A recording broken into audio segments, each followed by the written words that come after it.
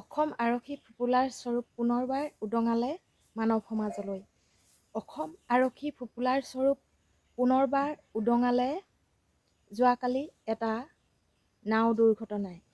নমস্কাৰ বন্ধু বান্ধৱীসকল, মই মৰমী। মোৰ ইউটিউব চেনেলটোলৈ আপোনালোক সকলোলৈকে স্বাগতম জনালোঁ।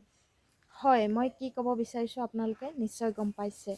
যোৱাকালি নাও দুৰ্ঘটনা ব্ৰহ্মপুত্ৰৰ বুকুত SP DSP লগতে সহকৰ্মী জোৱান এজন হঠাৎ ব্ৰহ্মপুত্ৰৰ বুকুত নাও পৰা পিছলি পৰিল। এই কাণ্ডটোৱে আমাৰ মানৱ সমাজক পুনৰবাৰ লজ্জিত কৰিলে। লজ্জিত কিয় কাৰণে কৰিলে আপোনালোকে নিশ্চয় বাতৰিটো চাই গম পাইছে চাগৈ। গম পাইছে যদিও মই আপোনালোকৰ লগত এই কথাষাৰ শ্বেয়াৰ কৰিবলৈ আহিলোঁ।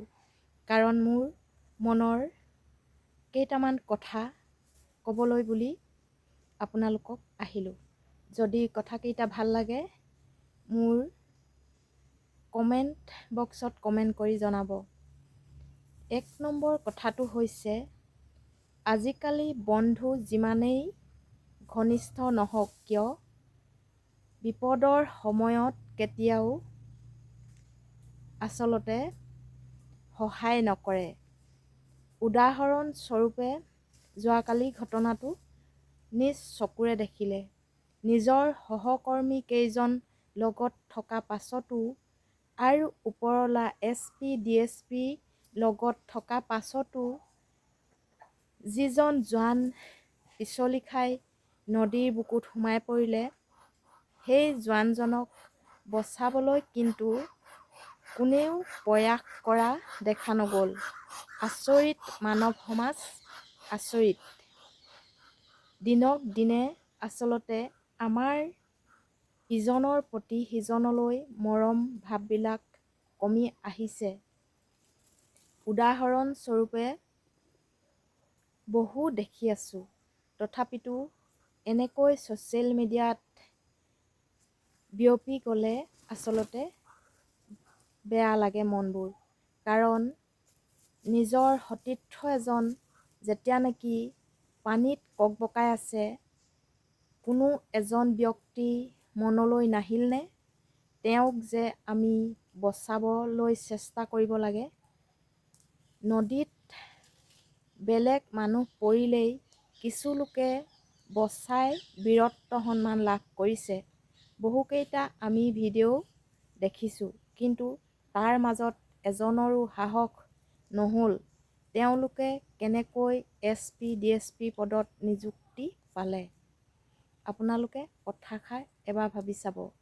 আৰু এটা কথা মনলৈ আহিছে, সেই আৰক্ষীজন গৃহৰক্ষী জোৱানজন আছিল কোনোবা DSP নে SP জনৰ ব্যক্তিগতৰ গৃহৰক্ষী জোৱান, মানে তেওঁ বডিগাৰ্ড হিচাপে আছিল।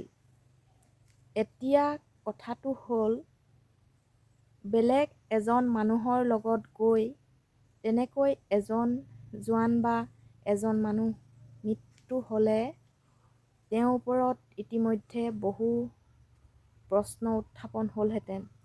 এতিয়া তেওঁ DSP বা SP হোৱাৰ বাবে সেই আইনখনৰ পৰা হাত সাৰি যাব নেকি? নিশ্চয় আমাৰ মানৱ সমাজৰ বহু ভুল ধাৰণা তাতে ৰৈ যায়। কাৰণ তেওঁ ডাঙৰ মানুহ, কোনে তেওঁক কেছ মকদ্দমা লৈ বা এখন এজাহাৰ তেওঁৰ ওপৰত কোনে দিব? নিশ্চয় পৰিয়ালবৰ্গ আৰু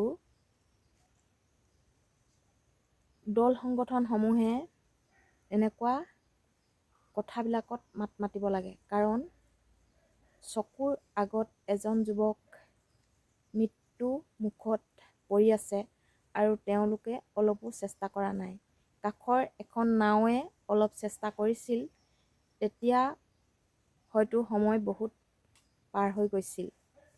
সেয়েহে মই আপোনালোকক অনুৰোধ জনাইছোঁ, বন্ধু বা সতীৰ্থ সদায় বাছি চলিব।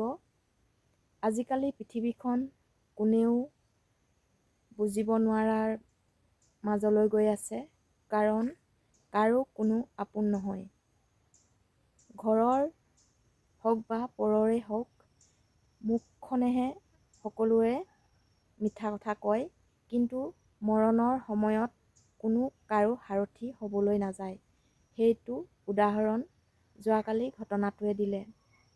যি কি নহওক, কুশল কলিতা আত্মাই সদ্গতি পাওক, তাৰে কামনাৰে মই মোৰ ভিডিঅ'টো ইমানতে সামৰণি মাৰিলোঁ। মোৰ যদি ভিডিঅ'টো চাই ভাল লাগিলে লাইক, কমেণ্ট আৰু শ্বেয়াৰ কৰি দিব বুলি আশা ৰাখিলোঁ। আৰু যিসকলে নতুনকৈ চাইছে, ছাবস্ক্ৰাইব কৰি কাষতে থকা বেল আইকনটো ক্লিক কৰি দিব বুলি আশা ৰাখিলোঁ। আজিলৈ ভিডিঅ'টো ইমানতে সামৰিছোঁ। আকৌ পুনৰবাৰ নতুন এটা ভিডিঅ' লৈ আপোনালোকৰ মাজত উপস্থিত হ'ম। ধন্যবাদ।